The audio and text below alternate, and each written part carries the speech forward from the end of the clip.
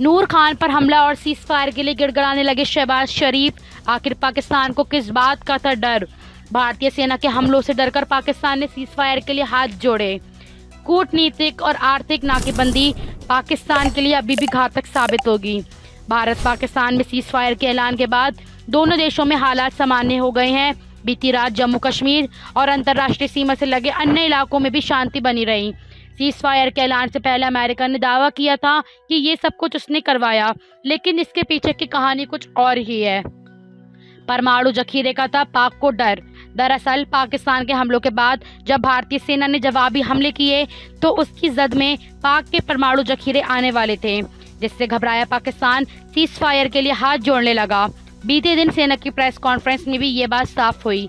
इस कारण cease fire के लिए जोड़े हाथ सेना ने जैसे ही पाकिस्तान की सेना के हेडक्वार्टर से सटे नूर खान एयरबेस के पास हमले किए, पाकिस्तान की मानो हालत खराब हो गई। ऐसा इसलिए क्योंकि नूर खान एयरबेस के पास ही पाकिस्तान का परमाणु कमांड सेंटर है। भारत के सटीक हमले में नूर खान एयरबेस को भारी नुकसान पहुंचाया।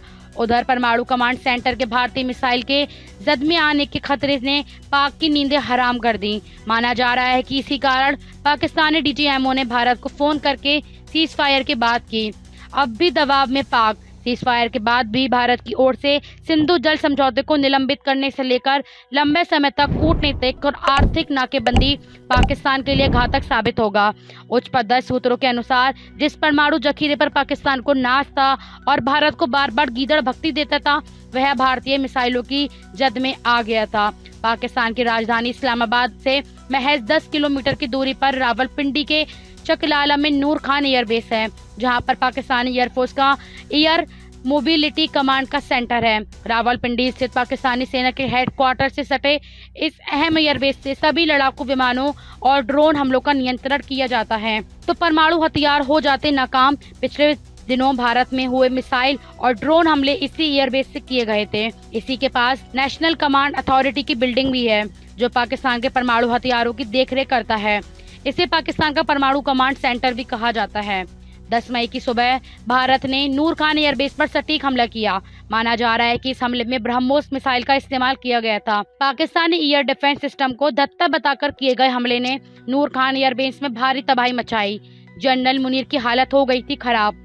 इसी हमले ने पाकिस्तान सेना अध्यक्ष जनरल मुनीर से लेकर सेना के शीर्ष अधिकारियों और राजनीतिक आकाओं में सिरहन पैदा कर दी। परमाणु कमांड सेंटर के नष्ट होने के बाद पाकिस्तान अपने परमाणु हथियारों का इस्तेमाल नहीं कर सकता है, जिसकी धमकी वह भारत को लगातार देता रहा है। और 22 अप्रैल को पहलगाम हमले के बाद से ही परमाणु युद्ध की धमकी दिखाकर दुनिया से भारत को रोकने की अपील करता रहा है। लेकिन पहली बार पाकिस्तान को एहसास हुआ कि भारत उसके परमाणु हथियारों को नाकाम करने में भी सक्षम है।